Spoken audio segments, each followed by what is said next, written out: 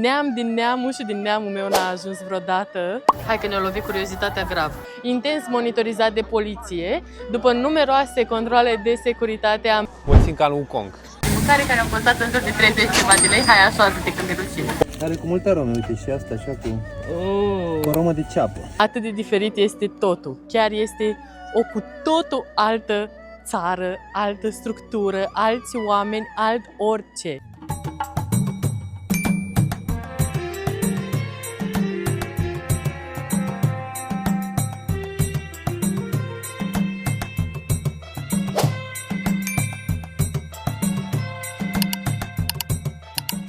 Test 1, 2. Nu zici acum dacă mă auzi, dacă se aude clar. Bună dimineața, este 7 dimineața, nici măcar 7.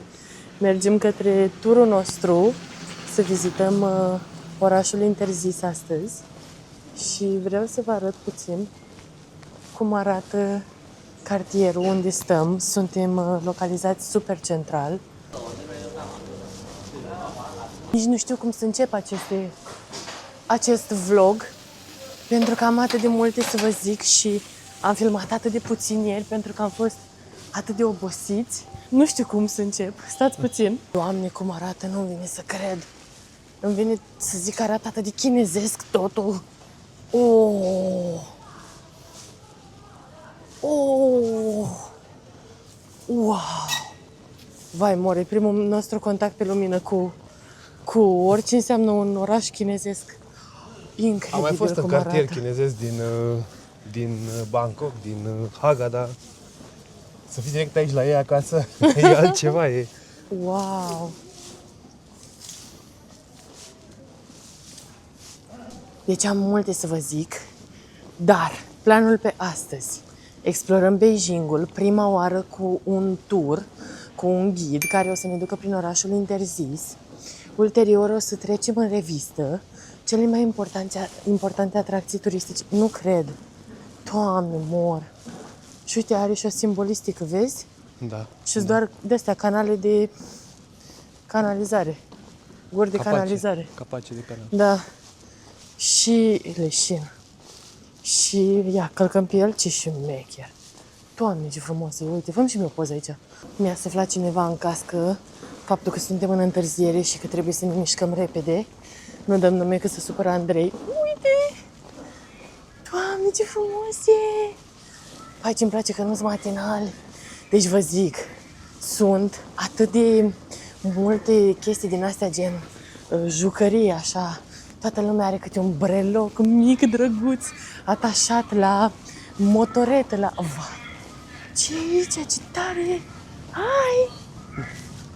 Vai, ce tare e! Ador! Înainte să închid filmarea, vreau doar să vă spun că acum sunt eu, chinezul bătrân care face video la tot și poze. Doamne, salut pe toți! Zici că sunt venită de la sat unde toată lumea se salută cu toată lumea. Deci, efectiv, îi salut pe toți în fiartă. Mergem, ne grăbim. Am și ratat. Baterii externe. Baterie externă, da. Revenim. Sper că filmez bine, nici nu știu. E prima oară când testăm microfonul. 1-2. Pentru că ne-am luat microfon, știți că mi-a zis că nu se aude bine. Știți că v-am zis că o să-mi iau. Mi-am luat. Uitați-vă ce frumos e. Vă pup. Ne vedem curând. Nu știu pe unde se trece. Uite trecerea acolo.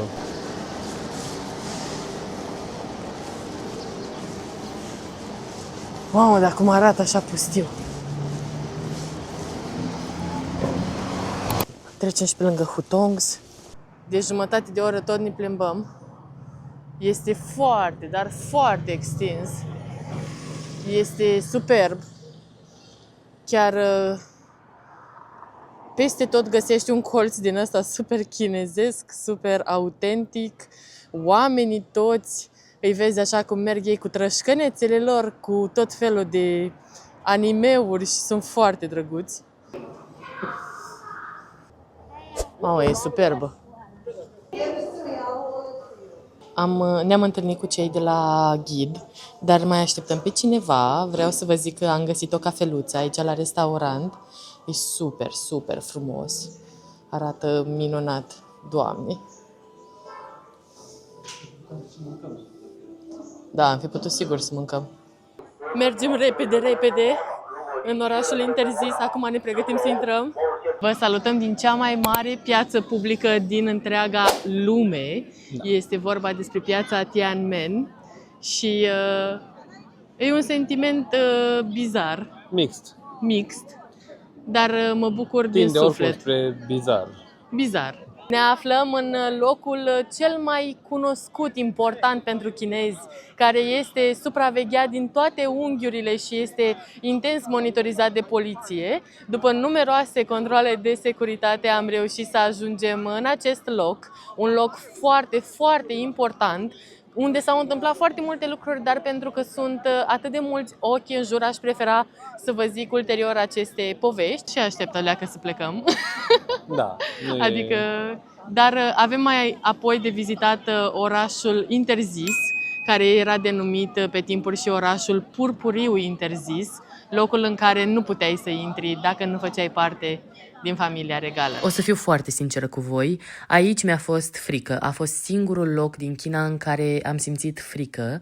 Nu a fost o frică justificată, ci pur și simplu impactul izbitor cu tot ceea ce înseamnă regimul comunist și sistemul de monitorizare continuă și forța militară activă în oraș m-au copleșit, pentru că pentru a intra în această piață publică, repet, o piață, un spațiu public, trebuia să treci prin 4 controle de securitate, atât electronice cât și fizice, 4 percheziții corporale foarte intense. Nu am fost niciodată la vreun aeroport supusă unui control de securitate atât de intens, cum au fost unul doar din cele 4 la care am fost supusă succesiv pentru a intra aici. Ulterior, era izbit de numeroasele camere de luat vederi. Mi-a fost frică să le filmez îndeaproape, pentru că nu știam la ce să mă aștept. În plus, locul acesta este foarte important pentru că Mao Zedong este înmormântat în orașul interzis într-un sicriu de cleștar. Acesta este locul unde a fost proclamată Republica Populară Chineză în 1949 de Mao Zedong și de asemenea în 1989 este locul în care a avut loc un masacru grotesc. Au fost uciși sute mii de oameni care au încercat să se opună sistemului, regimului. Au existat chiar și ulterior diverse manifestații pașnice, dar se creează liste negre, inclusiv ghidul nostru era pe o listă neagră, nu avea voie să mai intre doar pentru că a participat la o grevă în piața publică. Intrăm în orașul interzis, pe poarta pe care putea să intre doar regele. Soția putea să intre o singură dată pe perioada întregii sale vieți, în momentul în care se căsătorea cu regele. Suntem în inima Beijingului, în inima Chinei. Ne aflăm la un simbol extraordinar, orașul interzis fiind locul în care nu am fi putut să intrăm pe timpuri, pentru că doar împărații, doar cei care făceau parte din dinastiile Ming, Qing puteau să intre aici împreună cu soțiile sau concubinele lor. Și parcă este un film, deci parcă nu este real ceea ce trăim, atât de diferit este totul. Mă bucur că sunteți aici cu mine, dați-mi subscribe, asta zic eu în cadrul orașului interzis, pentru că urmează să fie foarte multe episoade, acesta este doar primul dintr-o serie fabuloasă din China și mă duc să mai filmez locul și să vă arăt ce costumi tradiționale poartă fetele astea pe aici, că mă uit după toate. Vreau să aud părerea la cald. Elena, mă simt ca în Wukong. În jocul Wukong. E jocul meu preferat. Dacă nu l-ați jucat, recomand să jucați. E și foarte greu, dar fix așa mă simt. E superb aici, chiar este superb. Și aceste doamne, domnișoare îmbrăcate în costume naționale sunt superbe, pur și simplu. Sunt 5 poduri în orașul interzis, 5 poduri care reprezintă justiția, inteligența, bunătatea și mai erau 2 trăsături pe care ne-am uitat, pentru că sunt atât de surprinsă și de mirată de tot ceea ce văd. Cea mai valoroasă recomandare pe care vă fac este să mergeți cu tur, cu ghid, atât pentru a vizita piața Tiananmen, cât și pentru vizitarea orașului interzis, pentru că deși intrarea în piață este gratuită, trebuie să faci rezervare cu cardul de identitate chinezesc, bineînțeles pe care nu-l avem. Și această rezervare poți să o faci doar cu 7 zile calendaristice înainte de data când intenționezi să vizitezi orașul interzis. Este un leitmotiv în China să existe genul acesta de calendare, să se deblocheze cu o săptămână, 2, chiar și la tren, pentru a putea cumpăra bilete. Cozile pentru a intra în orașul interzis și în piață sunt uriașe. Noi, având ghid, am mers în față, dar ar fi fost groaznic să stăm la toate. Orașul interzis este impresionant prin suprafață, are 70.000 de metri pătrați de explorat la pas, cu un total impresionant de 9.999 de camere. Numărul nu este ales aleatoriu, numărul 10.000 era rezervat zeilor și 9 era cifra reprezentativă a împăratului. Excursii și opțiuni sunt multiple, mai ieftine pe trip.com, mai scumpe de pe Get Your Guide. Noi am ales un tur de pe Get Your Guide, durata a fost 4 ore, mai mult decât suficient, și apoi am luat chiar prânzul împreună cu câteva persoane care au făcut parte din acest tur. Deci e absolut superb, jur. Deci n-am văzut în viața mea, nici măcar așa piatră n-am mai văzut. Și oamenii ăștia îmbrăcați colorat, așa, ce frumoși. Vai, vreau și eu să pun mâna, stați așa, stați așa. Și am ieșit acum din excursie, dar mergem cu ei să mănânce, ei să continui turul, dar noi mergem să mâncăm cu ei, pentru că are o recomandare de loc unde să mâncăm noodles, să mâncăm dumplings și mergem și noi. Vă zic, Doamne, este atât de frumos aici, cursul acesta de apă. Deci e divin, cu căsuțele astea mici, cu orașul interzis, cu zidurile, divin, pur și simplu.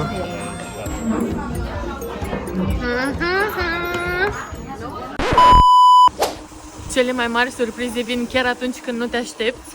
Am căutat o grămadă cartelă de telefon cu număr, chiar dacă am cumpărat cartelă online de pe Airalo, am cumpărat cu internet de la China.com.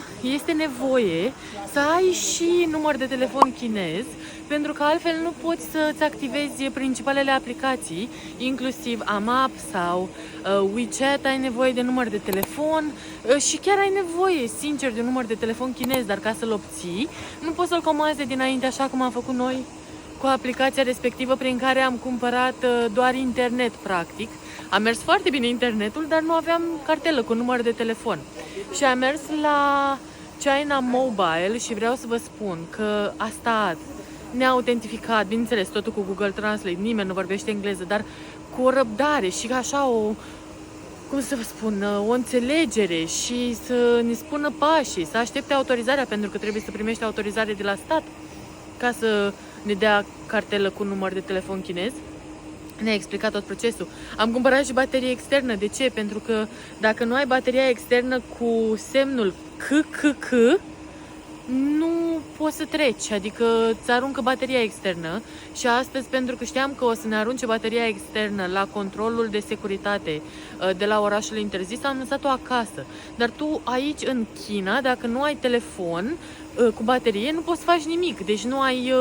nu știu, e groaznic, pur și simplu este groaznic. Prin urmare, a trebuit să căutăm baterie externă și ca să căutăm baterie externă am pierdut o grămadă de timp și așa am ajuns în punctul acesta și doamna aceasta ne-a dat și bateria externă, ne-a ajutat și cu cartela, am verificat și o grămadă de astea cabluri ca să vedem dacă ni se potrivesc și la final ne zice că ne dă și gratis un încărcător din partea ei.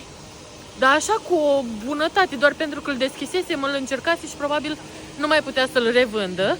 Și prin urmare ni l-a dat și a zis că ni-l dă așa. Și Andrei tot îi zicea să plătim și a zis no, I gave it to you, gen, mă rog, pe Google Translate, înțelegeți? Că e un cadou.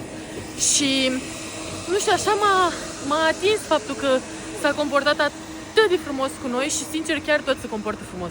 Toți. Deci am ajuns într-un magazin absolut random, unde vând pisicuțe. Și din astea frumoase așa, și din astea frumoase așa, da. Dar și din astea așa mai băschetărele, da, mama, da.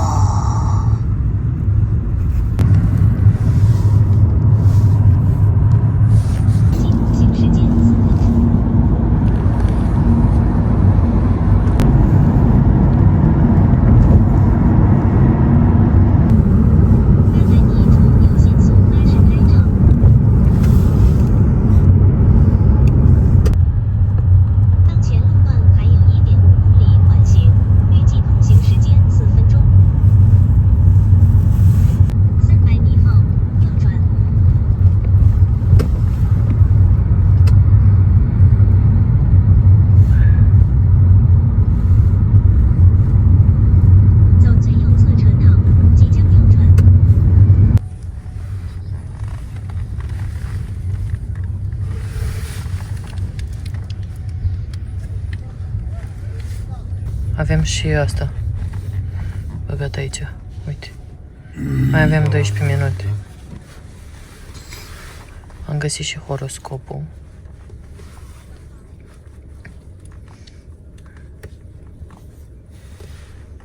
Dar nu mai știu să vă arăt horoscopul. Dar vă uitați voi la neti, nu vă arăt eu din China.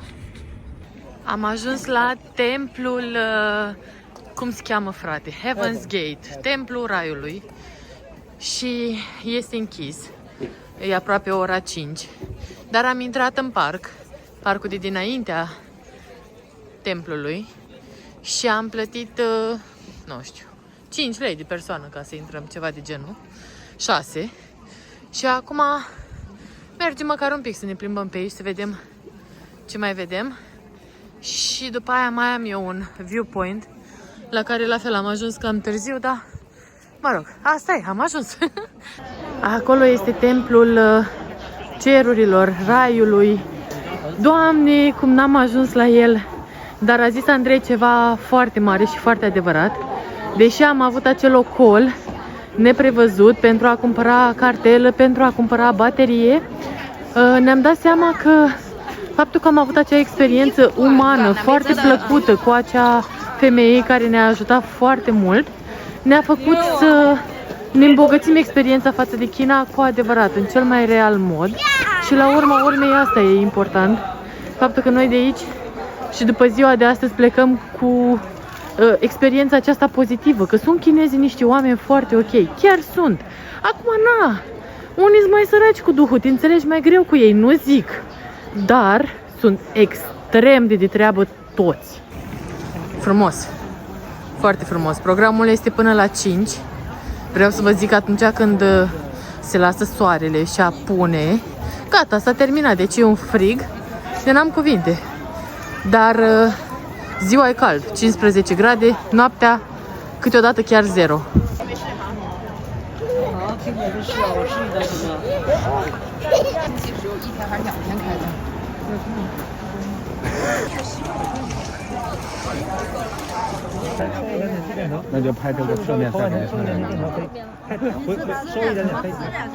Ne-am luat și magnet. Am luat cu templul cerului 20 de yuani, adică vreo 12 lei. Ne-am luat și un ceai cu 10 din ăștia 5 lei. Ne-am luat și ceaiul ăsta cald. Costă vreo 5-6 lei. De la Taraba asta mi-am luat. Deci să vedeți că am descoperit acum cum se pronunță mocha, se pronunță matcha. Alipei, yes. Și ne luăm din astea mochi. Am luat original și cu strawberry. Asta era cu cartofi. Sunt foarte curioasă cum o să fie. Facem taste test cu tot cu ceiuțul meu cu pere. Dar arată foarte bine. Și vedeți, asta era meniul. Pac. Cât a costat, Andrei? 61 de yuani. 61 de yuani? Hai că ne-a lovit curiozitatea grav. Le încercăm și pe astea, după aia să vedem unde ne punem pe stradă, ca să le testăm cu voi. Am luat două chestii. Nu știu cum să le numesc, nu știu ce sunt. Dar au costat suspicios de puțin. Adică am dat 8 yuani pe o chestie din asta, un guguloi din asta. Ba, Andrei, nu cred că e dulce. Ce e? Ce gust are? E carne? Nu, e dulce. Sunt nuci. Da, e ca un fel de cozonac, nu? Nuci cu ceva, dar e foarte puțin dulce. Gustă să vezi. E bunuță. Chiar e bunuță. Dar vezi că nu sunt dulci? Adică Da. nu-i dulcele ăla nesimțit. Da. Păi asta e pâine, asta albă. Da, e pâine, nu? Da, e pâine. Ia dă spre cameră ca să o vadă toată lumea. Pâine și... Pâine, da. Aici sunt nuci Dar e bunuț, și da. puțin compoziție de cozonac, așa, cu cacao. Și aici, E bun. e a doua chestie pe care am cumpărat-o. E foarte uleioasă, în primul rând. Adică simt ulei, dar simt pentru prima oară în viața mea faptul că nu e ulei calitativ. Nu știu cum de simt acest lucru. Dar simt că e ulei stătut. Nu-mi dau seama cum de simt asta. O să mai iau o gură pentru că n-am ajuns la compoziții. Și acum trecem la chestiile scumpe. Respectiv mochi cu matcha, care am aflat că matcha este mocha. Așa că... Nu cu accentul ăsta așa rusesc. Ce accent rusesc, mă? Că am zis fix ca ei. Am luat aroma originală. Dumnezeu știe ce-o fi originalul. Sau Buddha. Și cealaltă este cu căpșuni. Deci aia cu căpșuni, clar. Problema e că celelalte erau destul de dubioase. Era una cu fasole, era una cu cartof mov, era una cu ou, era una cu dubioșenii. Deci, Doamne ajută ca aia originală să nu fie foarte rea. Că nu știu cât mai pot să scuip în pungă. Bă, eu cred că iau cu mâna, Eu zic frate. să mănânci cu mâna, asta zic. Stai că am scupat un bețișor. Să hai că-l luăm Hai că după le aia. luăm după aia. Hai. Stai că mi s-a prins de cerul gurii. Stai că e bună. E bună?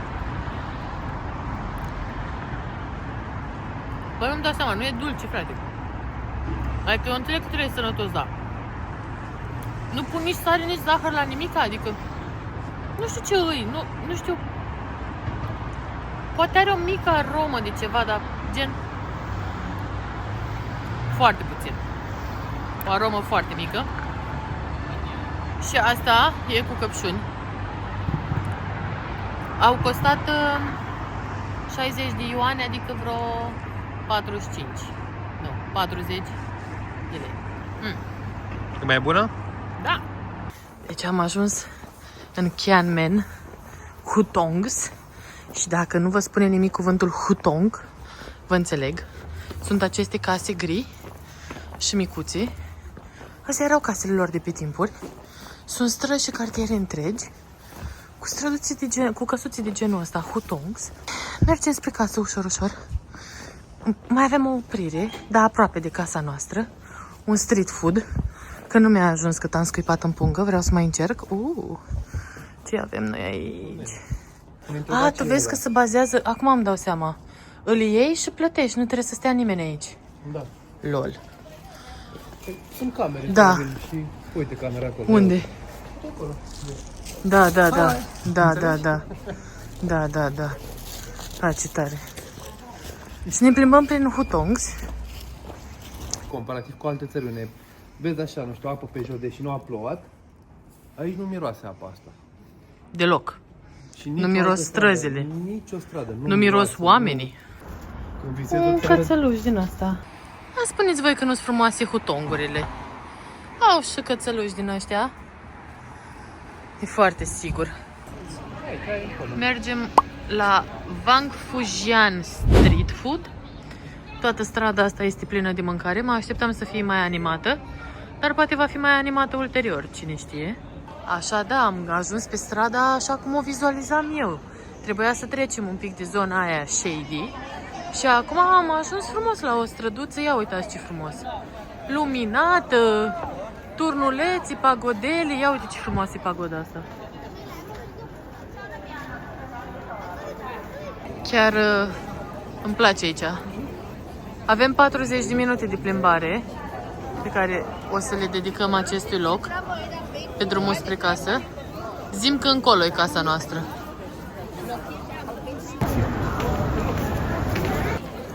Aici e cel mai mare magazin de boba văzut de mine. Ia uitați ce frumoase sunt toate magazinele pe aici.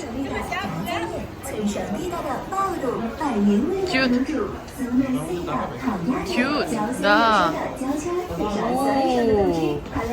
Deci am ajuns într-o zonă uriașă de mâncare. S-a deschis deodată ceva uriaș. Da.